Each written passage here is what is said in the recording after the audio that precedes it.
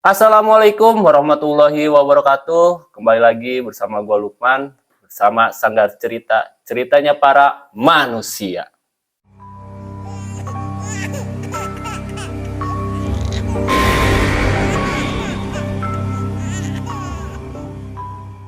Segmen kali ini gua datangkan seorang narasumber, konon dia punya cerita mistis yang pernah menghilang di pendakian Gunung Sumbing 2 hari. Ini dia, Bung Empep.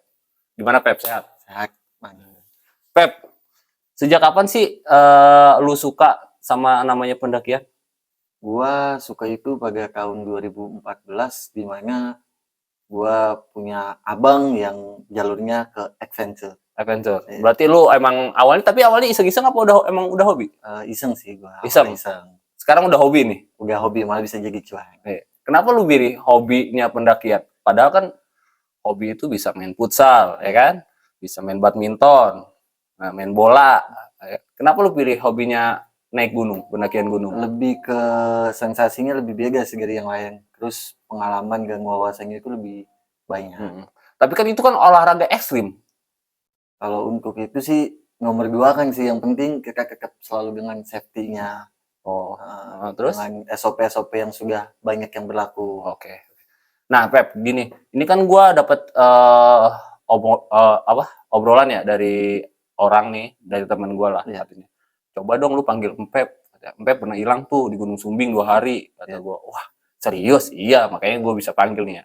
Nah, awal mula lu bisa hilang di pendakian Gunung Sumbing itu gimana sih? Coba ceritain.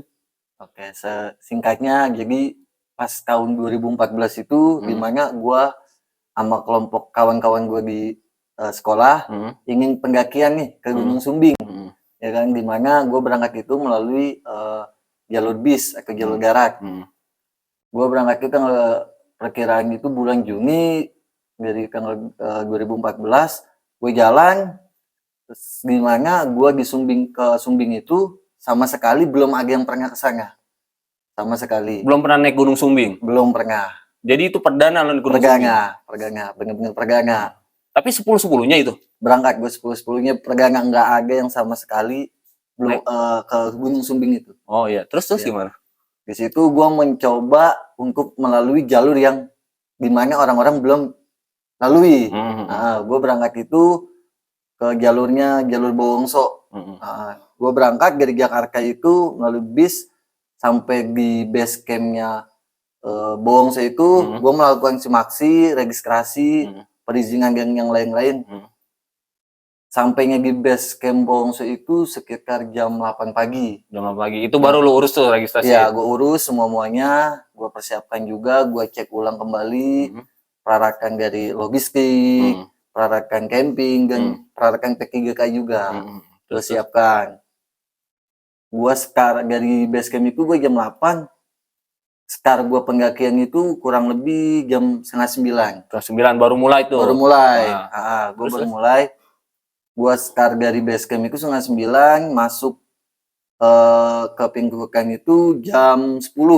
Jam 10? Jam 10 pagi, ya kan? Jam 10 pagi. Sampai di Pinggukan itu, gue untuk briefing buat menentukan tempat camping gue, target. Oh iya, camping. Ya. Karena targetnya di pos berapa gitu biasanya. Ya. Di Pinggukan itu gue briefing dengan kawan-kawan gue.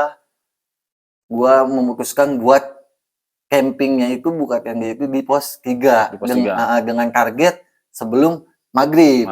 Sebelum maghrib gue jalan. Dari situ gue jam 10 gue masuk ke pos 1-nya itu sekitar jam 1. Jam 1? Jam 1 siang. Sampai di pos 1 itu gue untuk istirahat.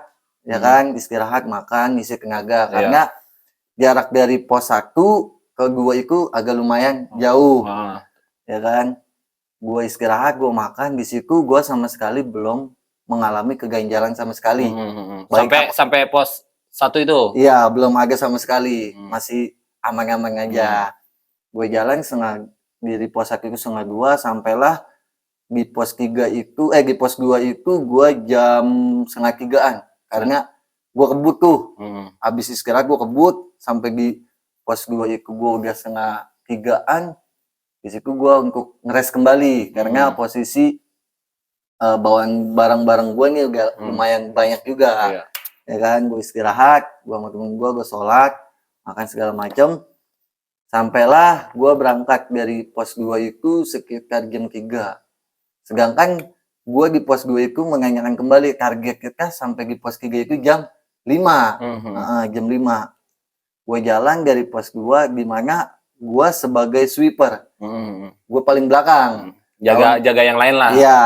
Karena emang gue udah bersepakatan di base camp itu gue pengen di paling belakang. Biarin kawan-kawan gue di depan. Ya. Gue paling belakang. Dari perjalanan pos 2 ke 3 itu udah mulai nih. Dari gue pribadi udah ngerasain nih keganjalan yang awal. Cuman gue selalu berpikiran positive thinking aja dulu lah. Ya, benar. Nggak perlu tegang dan nggak perlu memberitahukan ke tim yang lain. Takutnya membuat mental gigi down. Gue jalan sampai pada jam 5 itu gue masih baru setengah perjalanan, perkiraannya itu kurang lebih jarak 10 kiloan. Sedangkan ke pos 3 itu masih lumayan, ya kan. Di situ gue mencoba buat ngeres kembali, ngisi tenaga karena posisi fisik juga tiba-tiba down, semuanya down, gimana yang semua udah sebelum berangkat itu kan prepare dari fisik segala macam rupa. Sampai di situ gue istirahat bentar, gue lanjut, dan ternyata sampainya di pos 3 itu gue maghrib, pas banget maghrib. Jadi nggak sesuai dengan ekspektasi yang kita briefingin. Ya kan, pas sampai di pos 3 itu gue langsung dengan sikap keputusan yang tegas, yuk kita buka tenda, kita istirahat dulu, buka tenda, kita gantian buat masing-masing tugas. Ada yang buka tenda. Tapi berarti selama di perjalanan itu aman aja ya, nggak ada keganjalan apa lain? Nggak ada, belum.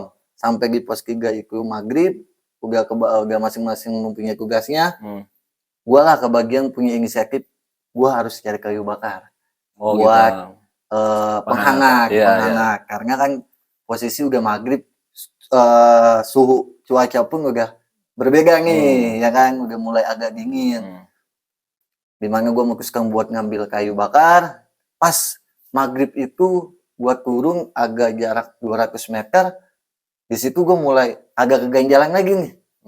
Di pos 3 itu maghrib. Dimana pas gue ngambil kayu bakar, tapi kayu bakar ini yang gue ambil yang udah jatuh, bukan yang masih di dalam batang pohon. Bukan ditebang. Bukan ditebang. Gue ngambil posisi yang sudah jatuh. Karena kan SOP-nya juga tidak boleh menebang pohon sembarangan. Ya kan, gue ambil, pas gue ambil itu tiba-tiba ada yang manggil, jangan menyebut nama Empep. Lalu itu temen lo Pak? Bukan, temen gue semuanya di pos 3 di camping area. Yang tugas ngambil kayu itu hanya gue sendiri. Terus gimana itu kalau sampai ada yang manggil kayak gitu? Nah di situ gue mulai, aduh siapa nih? Gue sempat bilang, ya ngapa, gue lagi ngambil kayu bakar nih. Tapi sempat lu jawab? Sempat gue jawab. Cuman dengan pikirannya, paling temen gua sekali dipanggil, 2 kali dipanggil, dengan sikap panik gua, dengan sampai bro kudu gua merinding nih, ya kan? Pastilah, gua juga itu namanya Pak. Gue juga posisinya, wah udah nih, ini udah 2 kali, gua bilang mau nggak mau gua ambil kayu bakar dengan yang sedapatnya gua baliklah ke tempat camping, tenda yang gua buka. Sampai di camping gue nggak mau mencet. Tapi itu dari tenda itu jaraknya jauh gak ke lu ngambil kayu bakar? 200 meter lah. 200 meteran? 200 meter. Karena posisi di bawah. Ya.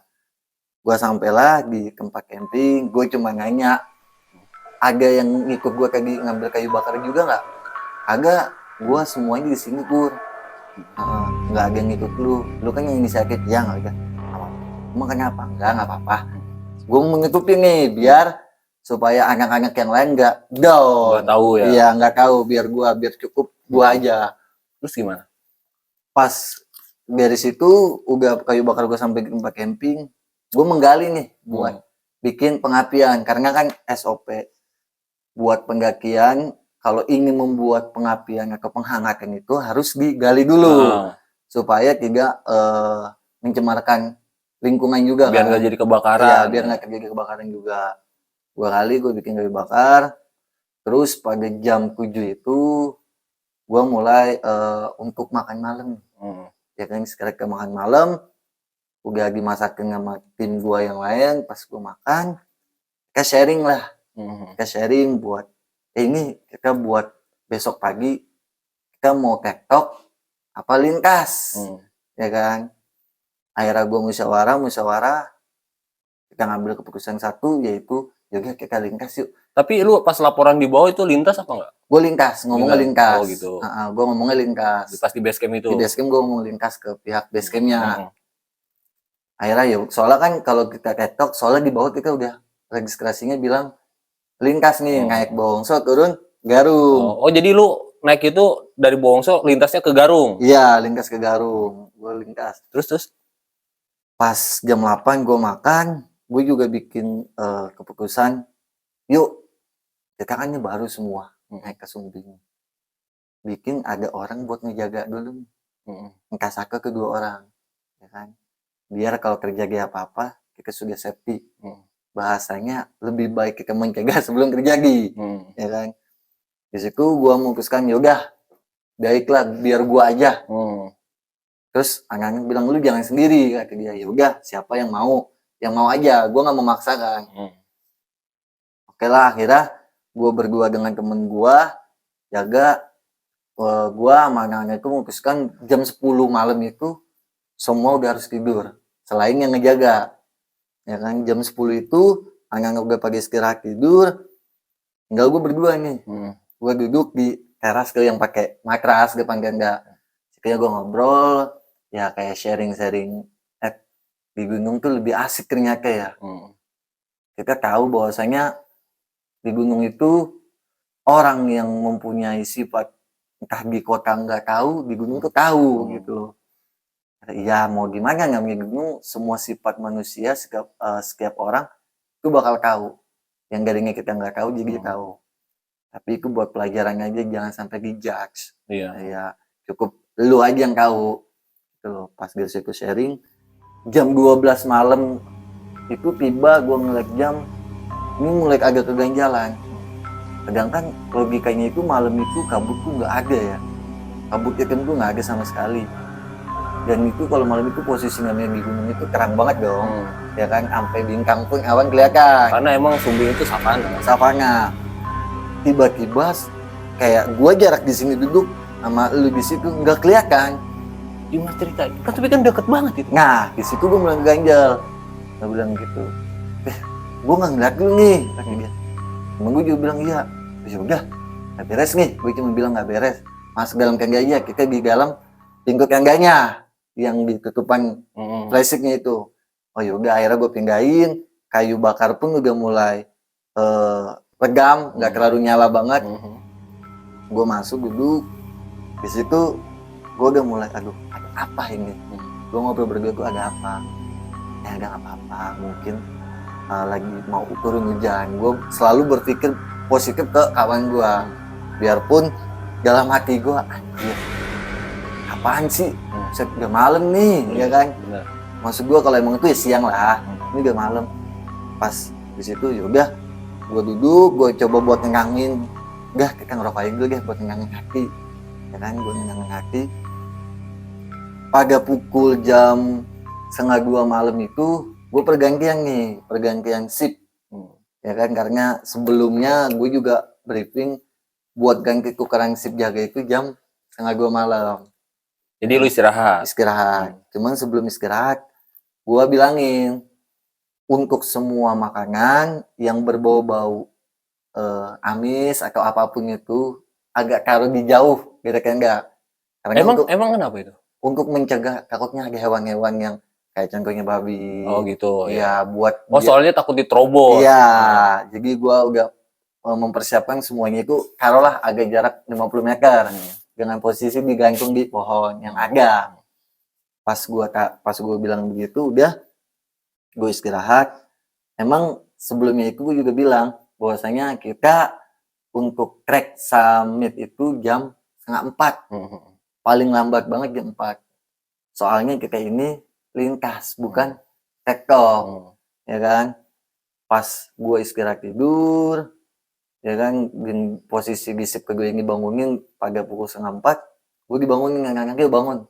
Kita prepare buat makan ngisi tenaga nih buat kita ke summit.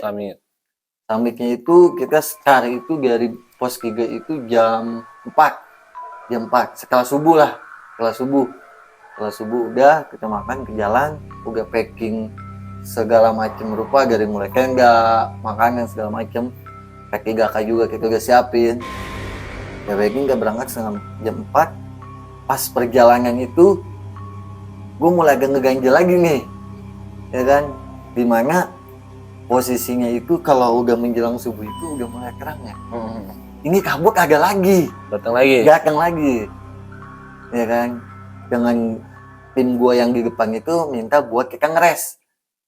Ya kan. Oke lah, gue di belakang itu sebagai sweeper. Gue bilang gue memutuskan buat ngeres. Kita ngeres bareng. Ya kan.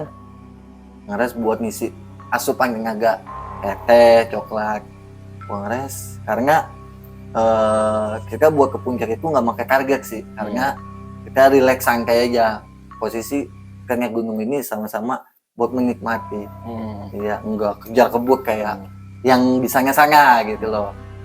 Gua santai sampai jam berapa, jam 5, sampai bener-bener itu kabut buka karena posisi jarak pandang 5 meter pun nggak kelihatan sama sekali. Oh, makanya lu undur sampai jam 5 ya? Iya, akhirnya gue undur, gue istirahat. Pas gue lihat kondisi udah kondusif, mulailah gue jalan. Gue jalan sampai di puncak Sejati. Karena kan Sumbing ini banyak puncak ya. Kenapa gue ngambil jalur Bowongse itu? Karena posisi di selatan dan dekatnya dengan puncak Sejati. Ya kan, akhirnya gue target ke situ. Sampai di puncak Sejati itu gue jam 8, setengah 8. Ini gue setengah 8. Sampai di situ gue foto-foto. Baru foto-foto jam setengah 8, jam 8 itu tiba-tiba kabutnya ada lagi. Ini udah mulai ngeganjal lagi nih. Nutup lagi. Ya kan, dimana gua untuk memutuskan yuk jangan terlalu lama di puncak. Ya kan, karena kita ngelintas nih. Ya kan, kita ngelintas kita dari puncak itu jam 9 pagi. Jam 9 pagi sudah foto-foto. Pas baru mau turun, itu tiba-tiba hujan angin seagak-agaknya angin. Situ gue bilang, aduh ya udah, yuk siapin semua peralatan, kita pakai jas hujan, turun lagi, kita ke lintas jalur Garung, ya kan. Gua turun sampai di pos 5 Sumbing via Garung, gua ngeres dulu, karena di situ juga gue buat briefing lagi nih. Target kita sampai di base camp jam 5 sore, sudah sampai di base camp. Gue selalu bilang begitu 2 kali, kita jam 5 harus sudah sampai di base camp, gimana pun caranya, ya kan. Kalau emang keadaannya tidak baik, ya mau nggak mau kita ngeres dulu lah, ambil pusing buat buka tenda lagi. Turun dari pos 5 itu gue jam 12 siang. Jam 12 siang gue turun sampai di pos 4 itu gue emang posisi turun itu gue santai banget. Santai di pos 4 mulai ngeganjel lagi nih. Anak-anak juga bilang tiba-tiba negor orang yang posisi dari Garung. Itu orangnya pakai celana panjang hitam, baju hitam, bawa kresek, ya kan. Jangan gue saling negor lah. Negor posisi dia udah agak di depan, ke belakang terakhir gue, ya kan. Pas gue tegur, gue jalan lagi, gak lama gue ke belakang, nggak ada orangnya, nggak ada. Gue kaget dong, anjir apaan nih, ya kan. Terus? Masih siang dong, gue panik juga, sampai berupa-berupa gue merinding dong, karena emang dari situ gue mikir gue nggak boleh negatif, harus selalu positif thinking nih, positif thinking dari pos 4. Akhirnya baru jalan berapa meter, temen gue yang di depan tuh memutuskan buat break. Agak ngeganjel nih, ternyata temen gue yang di depan ngerasain apa yang gue rasain nih, ya kan. Dia dari depan buat nyamperin ke gue, bisikin, kan agak ngeganjel nih dari puncak kan. Ya gue juga mau ceritain dulu antara lu sama gue aja, ya kan. Soalnya untuk pendaki ini kita sama-sama nggak ada yang belum pernah kemari, ya kan. Kita beri cukup lama tuh di pos 4 gue lama, karena dari pos 4 tuh ke pos 3 Peskan. Di situ gue sampai jam berapa ya? Jam 5. Terlalu ngaret tuh gue karena terlalu santai banget. Dan tiba-tiba temen gue yang kakinya drop pas mau turun ke pos 3. Langsung sakit apa gimana? Sakit. Sakitnya itu halu. Dia bilang, itu ada kamar mandi. Gue bilang, ke kamar mandi dari mana? Posisi ini di hutan, men. Nggak ada. Gue bilang begitu kan. Ada kamar mandi. Pas dia jalan bilang ada kamar mandi itu, di bawah itu udah curang. Ya kan? Agak-agak itu pak, posisi lagi ngagak-ngeh. Dia bilangnya ke gue doang, ke sweeper ke belakang. Posisi kan jadi gue di belakang, nih temen gue yang di depan gue nih. Dia bilang ada kamar mandi. Pas dia mau jalan ke kamar mandi itu ternyata itu jurang. Mau nggak mau gue tarik dong, ya kan? Gue tarik, gue penanganan sesuai apa yang gue bisa, ya kan? Gue bilang, lu kenapa? Itu ada kamar mandi? Nggak ada. Gue bilang, itu nggak ada kamar mandi. Itu di hutan, men. Nggak ada sama sekali. Bilang begitu kan. Hingga itu, dia masih ngotot. Tempat cekcok tuh gue berdua. Akhirnya dilerai. Di pos sampai di pos menjelang mau ke pos 3, mau nggak mau kita jalan pelan-pelan, maksain yang rest lagi pos 3. Di pos 3 itu emang ada papan yang tulisannya itu emang pos 3 Peskan. Anak-anak tuh nggak ada yang tahu Peskan itu apa. Singkatannya? Iya, singkatannya nggak ada yang tahu. Kalau gue pribadi, gue baca di artikel, ya paham dah. Pasar Serkang lah bahasanya. Gue istirahat, ketemu maghrib di situ. Oh, jadi sampai maghrib di situ? Di situ sampai maghrib. Di pos berapa? Pos 3. Pos 3. Karena posisi temen gue drop. Di situ maghrib, mulailah. Di situ gue cekcok nih sama kelompok gue. Cok, ada yang minta. Gue gimana? Soalnya ada yang minta temen gue ini besoknya kerja interview. Dan dia baru ngomong dong di gunung. Sebelum berangkat dia nggak ngomong. Karena posisi kita naik itu sama sekali nggak ada yang punya kebutuhan selain buat kita liburan. Dari situ cekcok masalah nih gimana, kita udah nggak sesuai dengan target nih, ya kan? Ya udah, baiknya bagaimana keputusan? Pada jam 8 itu, ingat banget gue jam 8, dimana ego gue pribadi, gue pengen buru-buru turun. Di situ gue 10 orang, jadi berlima ini memutuskan buat ngecamp kembali. Oh, nginep lagi? Iya, dengan persediaan stok yang ada. Jangan gua yang 5 ini buat nemenin yang dia agak target buat interview, ya kan? Terus gue bilang ya udah, oke, gue turun, ya kan? Gue turun, gue temenin. Di situ mulai ego sama-sama ego tuh, ya kan, sama-sama ego. Dimana gue berlima turun ingat banget gue jam 9 malam. Jam 9 malam gue turun, temen gue yang 5 ini ngecamp dong di Peskan. Istirahat. Gua turun yang harusnya dari pos 3 ke pos 2 itu deket ya, deket banget, cuma jaraknya itu 1 jam. Ini gua sampai jam 3 pagi gua dibalikin lagi tuh di situ juga belum sampai pos 2? Belum sama sekali sampai di situ. Gua mencoba buat tenang. Jadi pas dari Peskan itu turun agak bercabang gitu tuh, ya kan? Gue mencoba buat yuk inisiatif, coba kita ngambil kanan dulu. Gue ngambil jalur kanan nih melipir. Ternyata balik lagi dong. Tempat yang sama? Iya, percobaan pertama. Oke, ngaso. Gue turun lagi nih. Gue mencoba itu ingat banget gue jam 2 pagi. Gue coba ke jalur lurus, ya kan? Jalur lurus. Pas sebelum gue jalan ini gue ngasih tanda juga. Kayak gue kan bawa baju gue sobek, gue tandain, ya kan? Gue tandain. Pas gue turun, ternyata gue balik lagi. Sama. Dimana temen gue di situ gue berlima, temen gue si Duita, si Taib, sama yang lain itu udah panik. Ini gimana gue?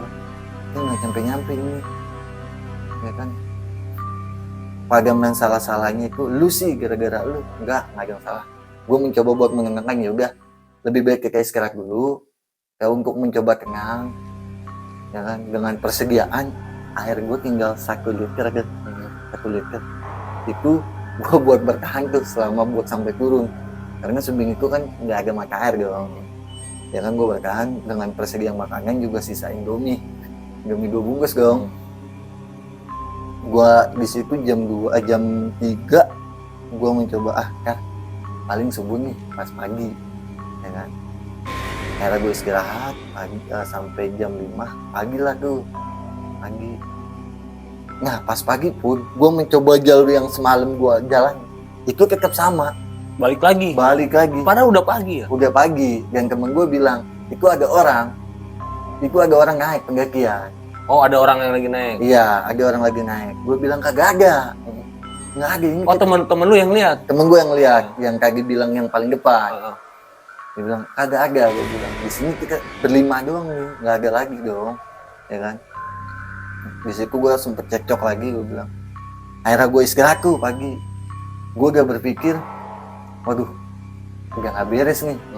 Gue udah nggak beres. Jam 10 pagi gue memutuskan buat udah kayak istirahat dulu. Dan ternyata temen gue yang ngecamp itu udah kurung duluan nyampe. Udah nyampe duluan. Udah sampai di base camp. Dan dia ngomongnya itu bahwasanya ada rombongan yang semalam turun nggak, kata dia. Bilang ada. Oh dia nanya ke base camp. Iya. Di situ gue udah dalam keadaan gue hilang terus. Menyadari itu semua, bahwasanya gue udah di beda tempat nih yang bukan sesuai. Beda alam lah bahasanya, beda alam. Pas gue di situ, waduh nggak beres nih. Itu hari pertama, ya kan, dengan stok persediaan yang ada. Emang gue udah mulai, waduh udah frustasi. Gue gimana ini masa depan gue, pada nangis segala macam.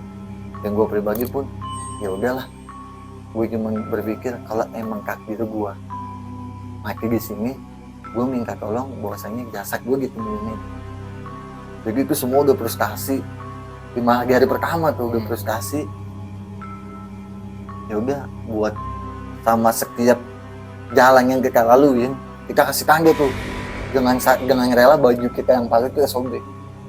Buat ngasih tanda bahwasanya kalau ketika nanti orang menemukan kita, ada tanda. Iya, bahwasanya kita lewat sini, ya kan, kita lewat sini. Pas di hari pertama mau ke hari kedua, stok persediaan habis semua, dari air, makanan. Gue mencoba buat gimana caranya, gue harus ada asupan tuh. Mulailah gue berpikir, gue di kota bisa bersurvival, ya, di sini masa gue nggak bisa. Akhirnya gue mencoba apa yang bisa gue makan dengan teori yang gue pahamin dan pemahaman yang gue tahu, ya kan. Dari mulai air gue nggak ada, gue mencoba buat mencari lumut, ya kan. Lumut itu kan agak airnya tuh, ya kan. Gue coba peras, gue taruh di botol, ya kan, buat gue minum buat persediaan nanti ketika entah temen gue, ya kan. Gue mencoba nyari di situ, gue ketemu kayak belalang gitu, sama cacing-cacingan tuh. Karena cacing di gunung sama cacing di sini pun beda, ya kan. Dan kualitas proteinnya pun lebih bagus di cacing di hutan tuh, ya kan. Di situ gue survival. Temen gue nggak mau, gue nggak suka. Gue cuma bilang, kalau lu mentingin ego, lu bisa mati di hari ini. Makan aja. Terus gue berikan makan dengan tenang. Gue ngambil makanan ini nggak beracun, dengan sesuai apa yang gue ketahui. Di sini gue ngumpulin tumbuh-tumbuhan kayak pakis, gepus, ya kan, berbunga. Itu gue rezeki banget gue ketemu dong. Karena posisi gue hilang itu di lereng gunung, masih banyak tumbuh-tumbuhan yang masih bisa gue konsumsi, ya kan. Pas di situ gue siapin, gue makan, anak-anak makan nih, tinggal temen gue. Dia nggak mau. Temen gue juga kesel. Udah, lu kalau emang lu nggak mau makan, lu bisa mati, men. Seenggaknya lu punya tenaga buat turun, buat cari. Iya. Terus gimana tuh pas udah lu kasih solusi kayak gitu? Pas gue kasih solusi, gue coba nih buka handphone.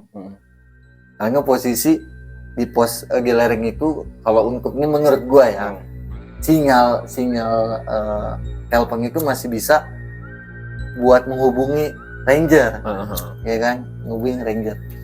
Gue coba buat menghubungi polisi tuh, ya kan. Awalnya nyambung nih, tiba-tiba hilang sinyal, ya kan. Dan posisi HP itu ingat banget, HP gue Xiaomi Note 4 kalau nggak salah, iya Note 4. Tinggal 10% habis bekas foto-foto di atas. Dicoba terus gue 10 kali. Pas ke 10-nya tiba-tiba HP gue mati. Waduh, bingung dong. Semua bingung. Terus gimana? Gue mencoba buat nenangin, ya udah kita istirahat dulu, kita relax. Itu di menjelang itu jam 6 sore. Itu gue masih agak alam dari yang biasanya.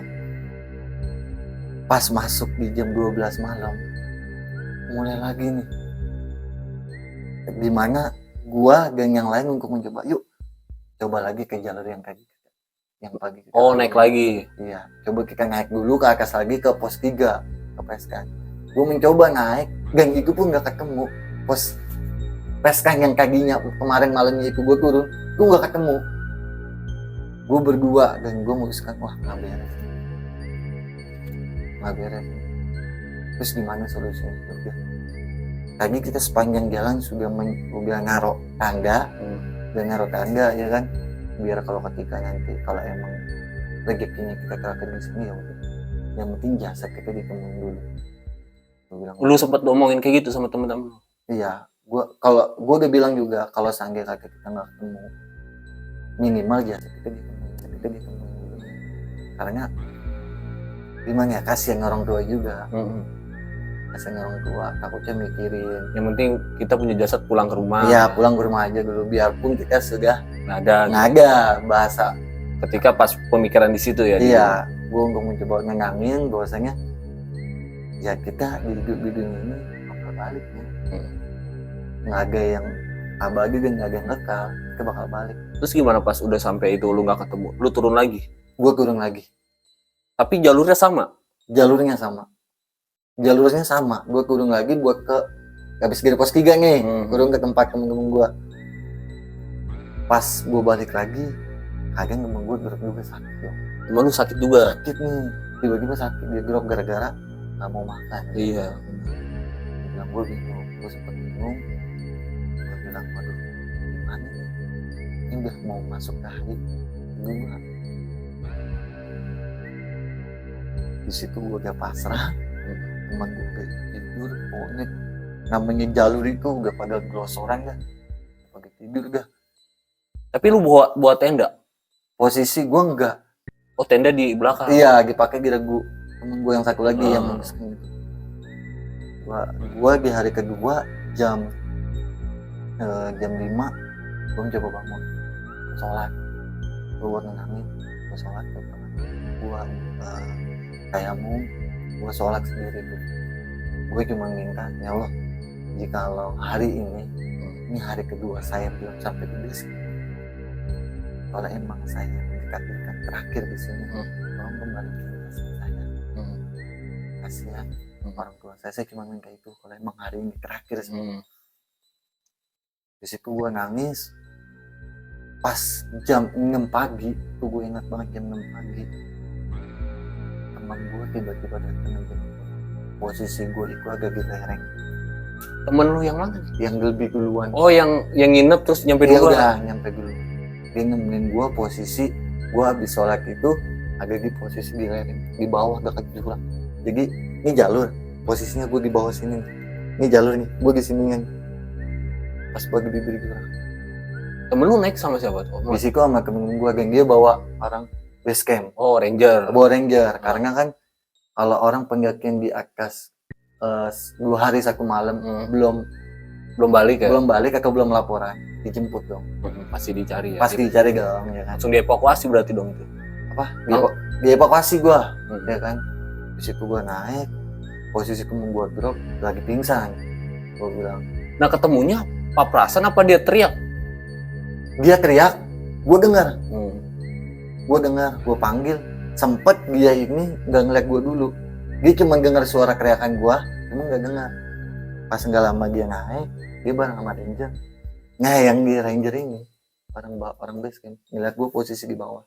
Akhirnya orang base camp itu berhentiin temen gue, Neng kak bukan ke sana, teman-teman kamu ada di bawah, Kata rangernya. kakak ranger.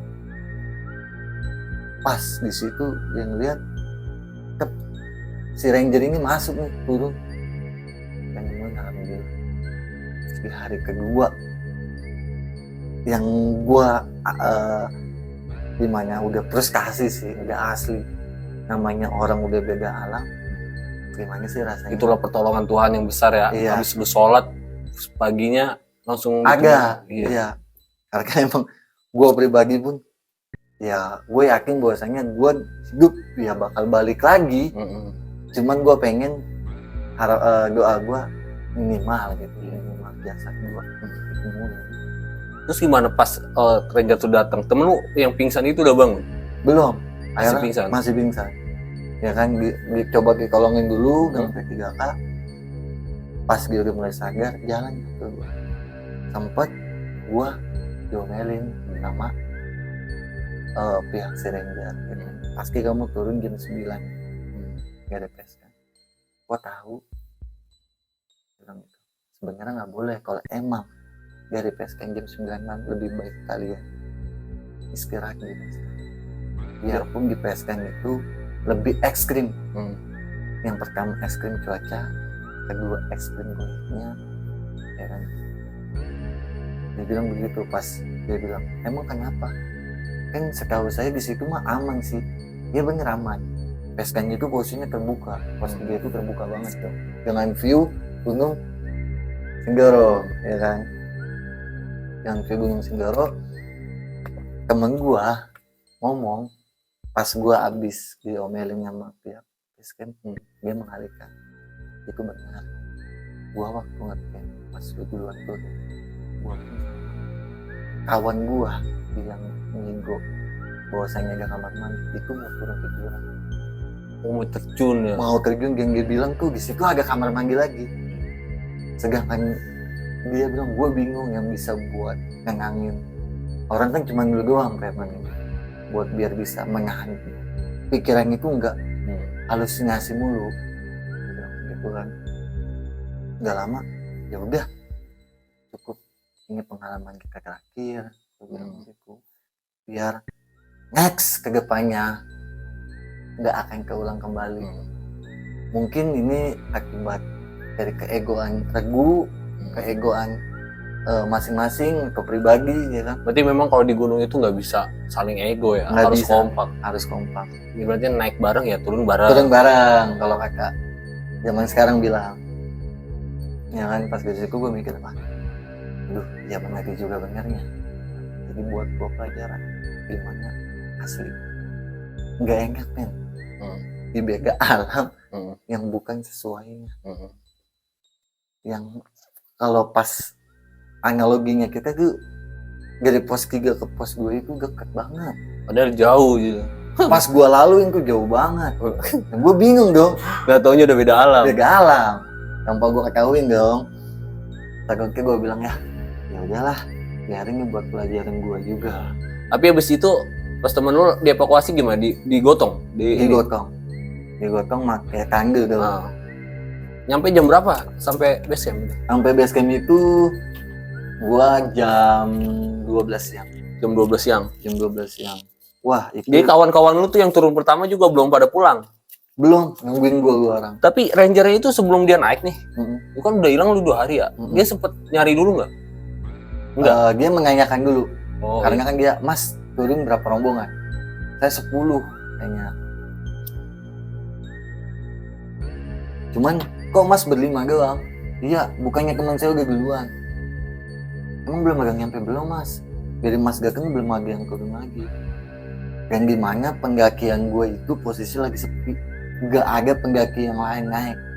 Hari biasa lu naik? Ngambil hari biasa. Pantes biasanya kan rame ya? Iya, kan kebanyakan tuh pendakian itu weekend. Ini hari biasa gue ngambil buat menghindari keramaian, biar kita menikmati alam. belum ada. Terus lanjut pas temen gua nanya begitu, si pihak basecamp pun kaget, belum ada. Ya kan, itu posisi gua udah sampai di basecamp tuh. Gua dievakuasi, gua di rescue, dicek semua kesehatan gua, ya kan, dikasih suplemen buat nambah tenaga lagi, dikasih buat supaya psikolog kita nih, karena kena nih. Posisi emang bener-bener menyentuh mental banget. Pasti kalau namanya udah beda dua alam. Beda dua alam gak asli. Untung aja gak gila. Nah, untung gak gila. Dalam hati gue begitu. Pas kita situ, dia bilang, ya udah, nggak apa-apa, Mas, buat pengalaman. Kata dia. Tapi lain kali, kalau seandainya ke pendakian lagi,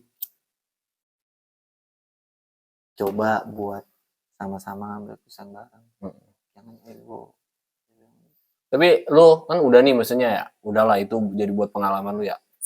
Pesan-pesan lu nih untuk pihak basecamp mana? Garung ya, Garung. Ranger. Gimana nih? Apa lu ada yang ngomong? Ya, Ngomong apa?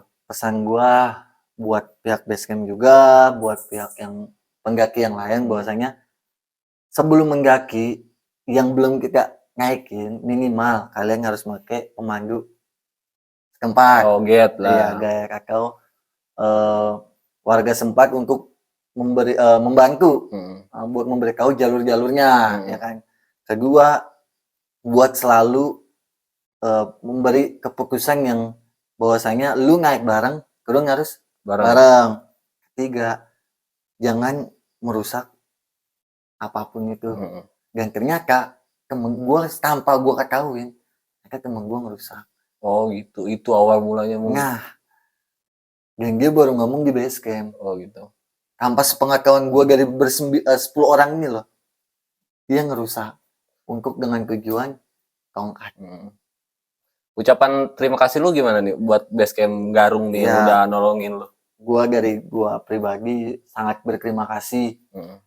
Kalau bukan tanpa melalui wasilah kalian, mungkin gua nggak akan bisa sampai duduk sampai sekarang. Dan harapan gua ke depannya ya buat gua pelajaran juga bahwa setiap manusia pasti bakal balik dong. Dan bahwasanya setiap perjalanan itu pasti ada hikmah dan pengalaman atau pembelajaran yang lain. Iya benar. Jadi buat kedepannya juga buat pendakian, buat para pendaki yang sekarang nih, ya kan, lebih mempersiapkan dari segi fisik, terus pelarakan, dan jangan lupa cari tahu juga, lu mau naik kemana, lu harus baca dulu. Medannya gimana? Medannya seperti apa, jalurnya, terus sumber mata airnya seperti apa, dan gunung itu beda-beda ya? Iya, apakah dia aktif atau tidak nih, ya kan? Udah cagar alam mau belum? Iya. Itu sih biar nggak ada kejadian seperti gue yang alami, karena nggak enak. Asli. Oke, gitu aja Pep. Ya, thank you, makasih banyak udah datang ke Sanggar Cerita. Siap. Banyak lah ilmu yang ilmu yang lu sampein nih buat yang pendaki-pendaki di luar supaya lebih hati-hati berarti. Betul. Ya. Gitu aja dari gua Lukman. Jangan lupa like, komen, dan subscribe. Pencet tombol loncengnya karena itu gratis. Assalamualaikum warahmatullahi wabarakatuh. Thank you, Pep. Thank you.